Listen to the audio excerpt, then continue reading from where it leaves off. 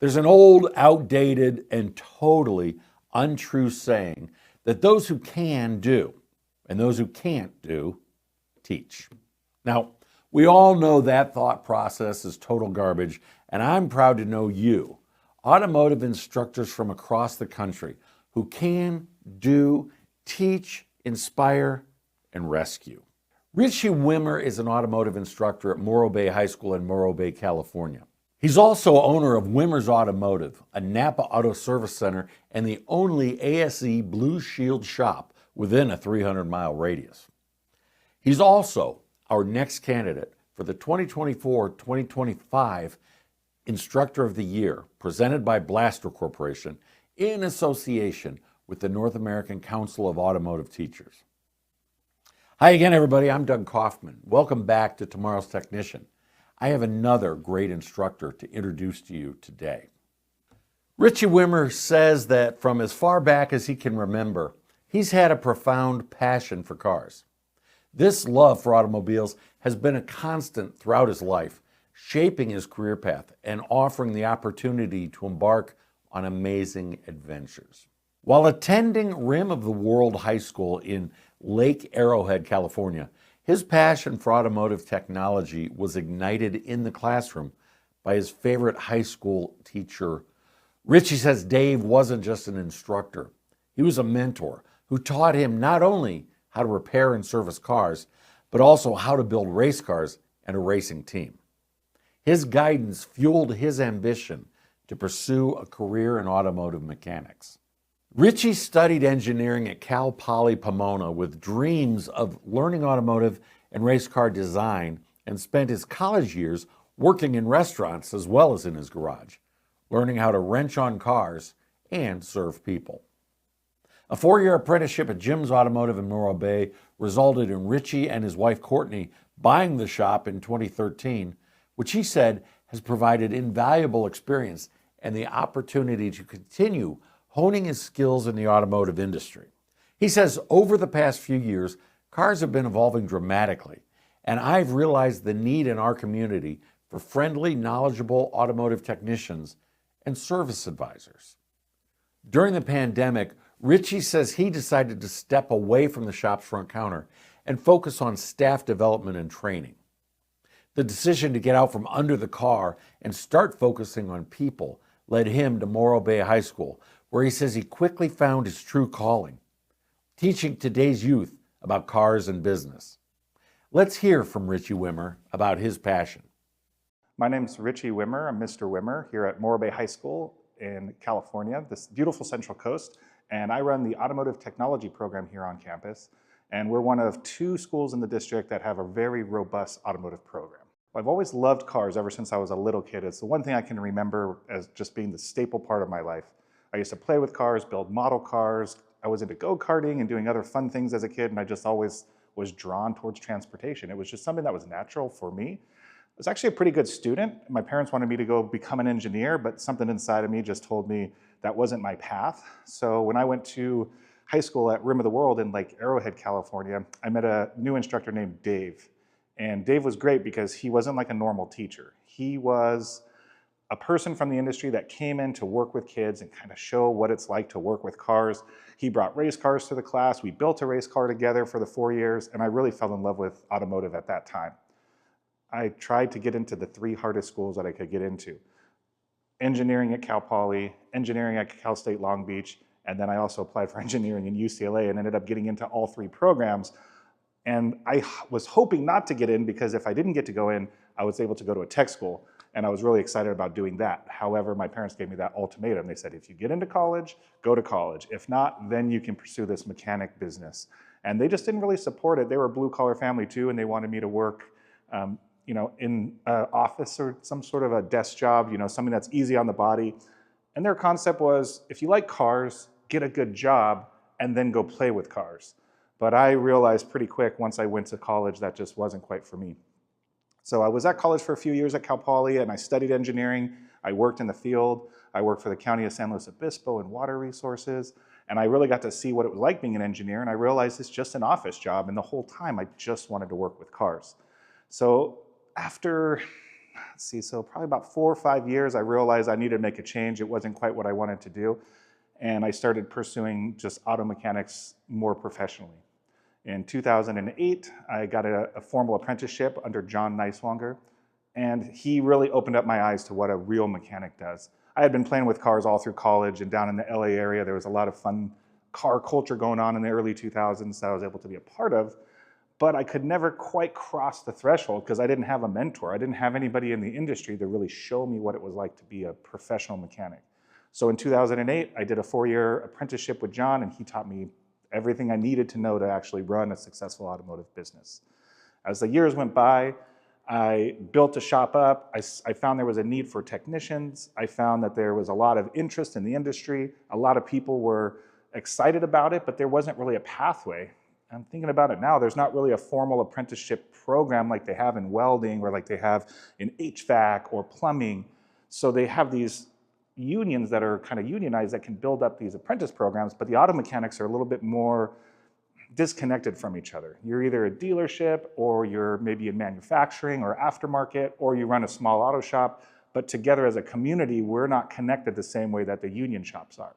So what's happening is people are leaving our industry to go towards a lot of college. So they're really being pushed to get these degrees.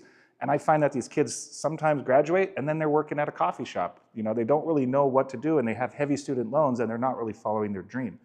So as I'm working through this space and starting to figure out, you know, what's going on in the industry and why I don't have technicians showing up at my shop, I all of a sudden realized, wait, there's potential. It's just how is our industry actually caring for these students? So I started working with San Luis Coastal a few years back, substitute teaching. I met both the auto shop instructors and really just found that this was a place for me. I really enjoyed working with kids and it kind of brought me back to where I was in high school. But now I was on the other side. Now I was the instructor instead of the student. So I still connect that way and I really understand what that means. And I can see there's 10% of the student population at Morro Bay are in my courses. And they vary from I want to change my own oil and learn how to save money to how do I make a career in here, or how do I weld, or how do I build race cars, or how do I just fix engines? So there's a large variety, and I can bring a lot to the kids because I like cars so much, and I like the variety of just the whole transportation industry. So as a whole, coming to teaching has been a long road, so to speak, a lot of different turns and twists, and it's been a lot of fun. But now I'm here doing the second part of my career, and I'm excited to be working with kids for the remainder of my professional days. One thing we do here that's really interesting that I haven't seen in a lot of high school auto shops is we treat the shop like a real shop. So there's very few business owners or shop owners that are coming out of the industry into the high school setting or into the community college setting. And the reason that that's interesting is most instructors are retired technicians, or they're maybe a service person that wants to teach and is really personable and knows a lot about cars and wants to work with kids, but they don't have all of those pieces of running an actual shop. Like, what does it mean for parts? What does it mean for warranty? What does it mean to clock in and out? So in order to build the relationships with the students, what I do is we run the shop like a real shop. The students come in and check in with me every morning. I check in with them to make sure everything's going well in their lives, see where they're at. I kind of gauge to make sure we're ready to actually work in this space because there are heavy machinery. And then sometimes kids need to study or do something else, so we work on other things together too. So I try to lead by example, but the reality is I'm here for them. I want to support them, and I just happen to have a lot of toys for them to play with, so it makes it kind of fun. I think it's interesting coming from the professional world into a school because I haven't gone to all the same training, so to speak, or I haven't been in the school district for a very long time. So I don't really know where they are in their mindset, and they don't really know where I'm at in mindset. So what we're trying to do is work together to just teach kids. So what ends up happening is, as I meet these colleagues, I'm very impressed with all of their expertise. We have so many great programs here. We have engineering, we have media, we have an amazing band and choir program. There's all types of extracurricular activities, including the normal general, geometry and algebra. I've had an opportunity to talk with many instructors or teachers, one-on-one, not only about cars, but talk about the students because they get to bridge over to me and we get to work on some different, things with students that I had no idea that even happened. So me coming in here, I'm just trying to learn. So I'm actually a student of theirs, whether they realize it or not. So being in the industry for as long as I have, I've made a lot of industry connections. So I know a lot of people. I know race car drivers. I've run pit crews. I've been working with my staff developing technicians for about 10 years. So what's a little bit different is coming in with this massive amount of transportation experience that gets to get downloaded into the program, which is the whole point. I don't want to work for the next 20 years at my shop and then retire and have it all just go away. I want to bring back what I've learned from the industry and actually help build a program that will just continuously go on, and then it self-runs. The students are part of it. So that's kind of my goal on that. My first day on campus, I was very welcome. We had this luncheon. I got to meet school board members. I got to meet district staff, the superintendents and the assistant superintendents. They're all so warming and welcoming and really excited to have me here.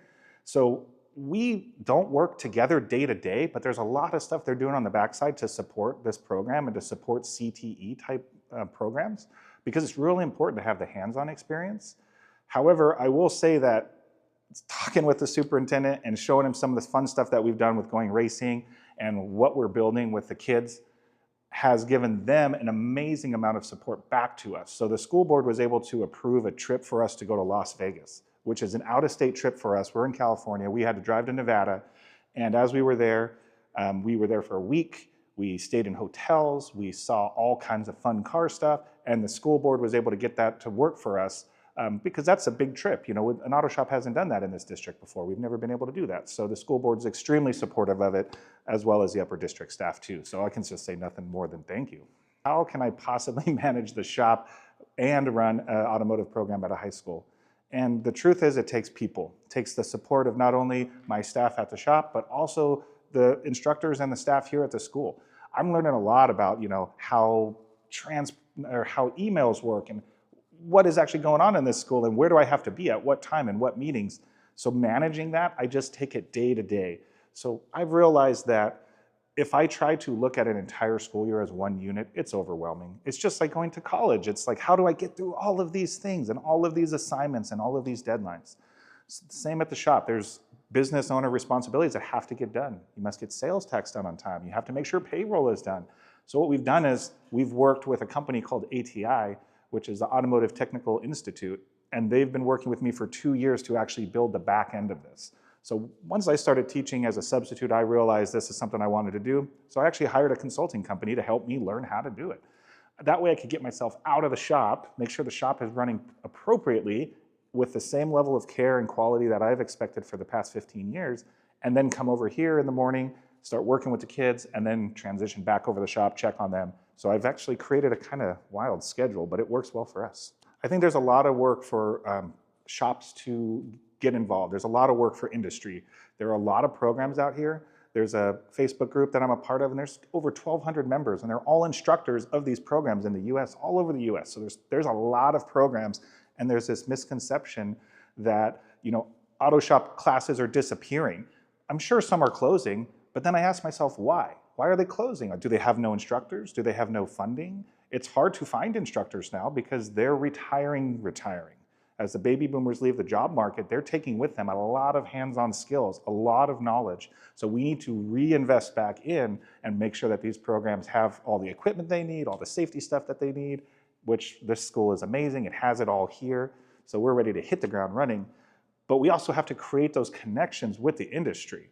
So my biggest suggestion, so to speak, that is if you're a business owner, if you're a business manager, you need to get into the high schools in your local area and start talking to them. Just volunteer, make a conversation, come in and just chat with the students and see what they're doing. You probably have a car in your lot that has been abandoned or something else going on that, you know, maybe just need to go to the wrecking yard. Check to see if the school needs something like that. And even better, bring them pizza at their auto club day and show them about the car and just spend a little bit of time. It may spark something more inside of you as an owner or as a manager or as a technician, but it's gonna spark a lot of interest with the kids. They're gonna really like it. And that's all it is. You don't have to go take over an auto shop program or build something amazing and robust. You can just be a part of it. Maybe host a car show. Just do something to keep these kids engaged because they want it, and it's our responsibility to give it back to them. What I really like about it is being able to see almost my past. Part of my personal journey is that I really wanted to do this, and my parents really wanted something else for me. So it took me a long time to figure out how to be confident in my own professionalism to be able to push forward and actually do it. But I could have probably done it if I would have just had a little bit more guidance. I think my parents would have allowed me to do it if I would have pushed, but it just didn't work out that way. So now that I'm back in the space and coming around full circle, I realize that I need to help other kids that might be on the fence, that are very interested in this, to actually do it and go for it. Because it's a great career. It's not just about coming to auto shop and saving money. It's about how do you actually make money in this career and how do you do it ethically and responsibly. So my plan is to be here for the next 20 to 30 years. I really love Morro Bay. This is my home. I have a shop here in town. What we've been working on for the past couple of years is a way to actually get an internship apprentice program started at our small little shop. I own a 4-bay shop here in Morro Bay. It's the best place to work. The weather's perfect. The ocean's right there. It's a place that any auto mechanic would want to work if they could figure out, what that means to them. Like, where are the jobs? How do I do it? So our goal is to get our workflow under control and into a rhythm, if that makes sense. I've seen a lot of kids come in, they're really excited, and the best way I can describe it is I grab a trash can full of Legos and I dump it on the ground and I say, build me the Starship Enterprise, and it's going to be 6 foot by 2 feet tall. And that's it. That's what's happening is students show up in these courses and there's tools and toys everywhere, but they have no guidance, they have no book. If I handed you a little book that said, here is your step-by-step instruction, start with 1 and go to 2, the next thing you know, you're building the little nuclear reactor things, you're building the, what do they call it, the bridge, you have the little Lego guys in there, and within, a few weeks, you'd have an entire Starship Enterprise built right there on the ground, and it would look amazing because you had the book and all the pieces. So that's what the program needs to do. It needs to create the book. So coming in and exploring the space, totally great. But then at some point, when you come back in advance, now it's, hey, are you clocked in on time? Do you have your shoes? Do you have your safety glasses? Do you have your work order? Are you ready to do this? Do you know what tools you're using? Starting to elevate that level of professionalism in the high school, because that will split those kids into the career without too much trouble. Plus, they need to be able to have after-school jobs. And auto shops are really fun places to work. There's cars, there's customers, there's stuff to clean, there's tools to learn about, and you can come on a weekend usually and kind of wrench on your own car, which was personally something I should have been doing when I was 16 years old, but I just didn't know about it.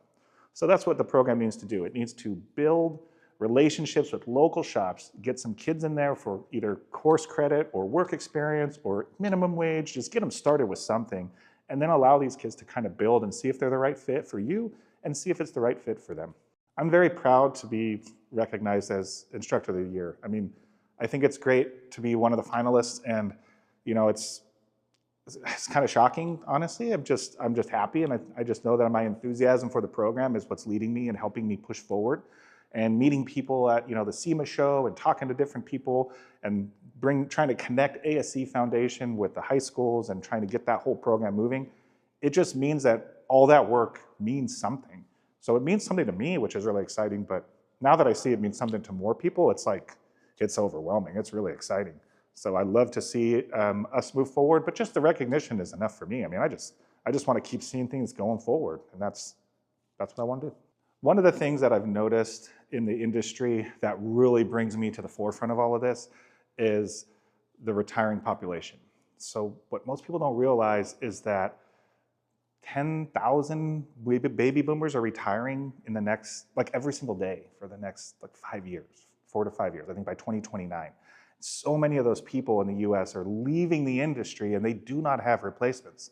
Crunching the numbers, I mean, basic numbers that I've seen, you're talking somewhere about 500 transportation professionals are leaving our industry every single day until 2029, and many without replacement. Of course, that's gonna be truck driving, mechanics, anything, service people, dealership people, auto workers in factories. Everybody as a community, we're losing a lot of people, and unless we work together to actually retrain and start getting these kids excited about it, there's gonna be a big problem. We're literally gonna run out of mechanics. It's been happening for about 10 years, and there's a lot of studies out there. If you're at all interested in learning about it, I would highly recommend diving into it.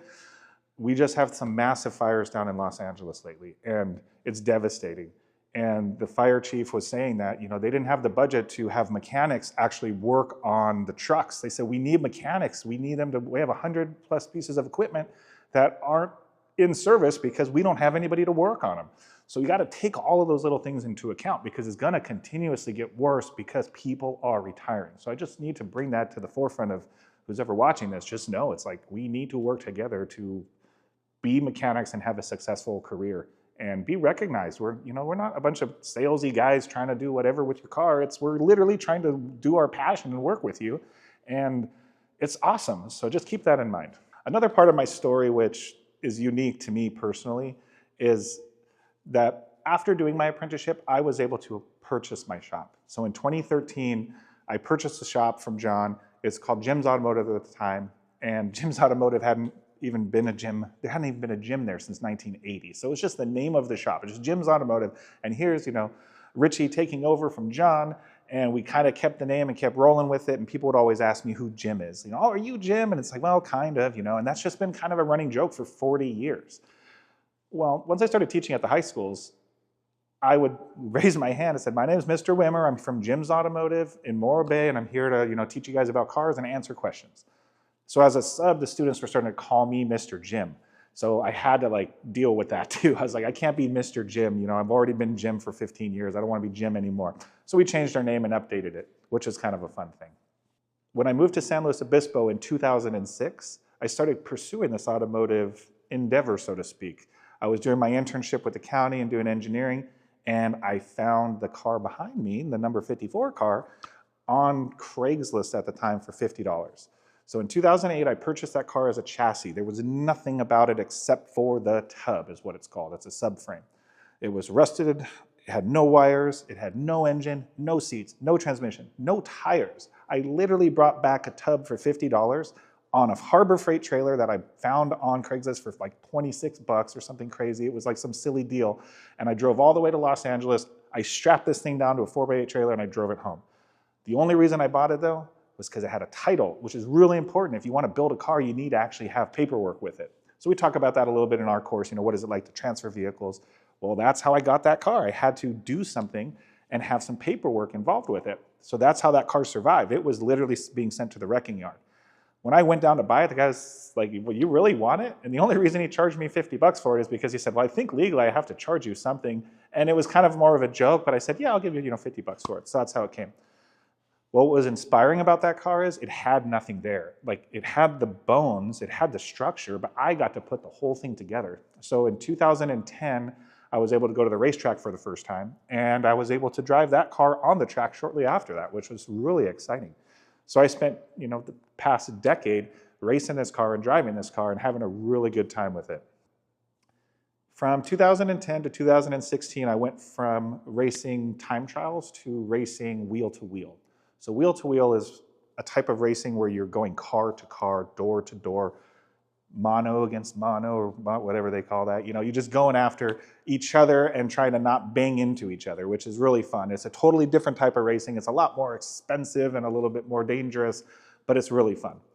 In 2016, I had already completed one race, and in January, late January, I was supposed to go to my second wheel-to-wheel race. So I was getting the car prepared. So the car was at my shop in Morro Bay, and it was late at night. I went out and saw a movie with my wife. We were hanging out, and I said, hey, I want to go get the car ready for next weekend. So I was super excited about it.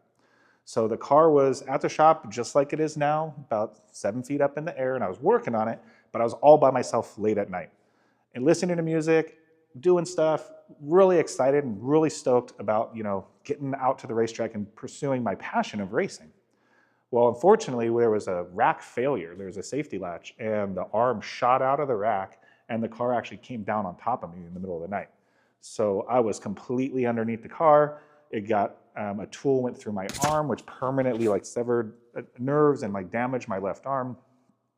And I actually had a near-death experience. It was just pretty amazing. It was actually a turning point in my life, which is why it's important to share it. So in 2016, when this accident happened, I was alone, and there was nobody there, and I could not get out from under the car. And I was bleeding pretty bad. My axial artery was severed, which means it's the direct artery out of your heart. So within just a few minutes, I literally had no blood.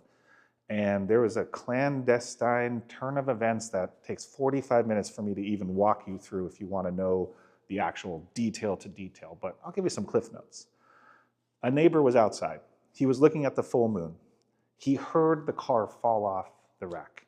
He had something inside which he later identified as my father, who had passed away in 2010, 6 years previously.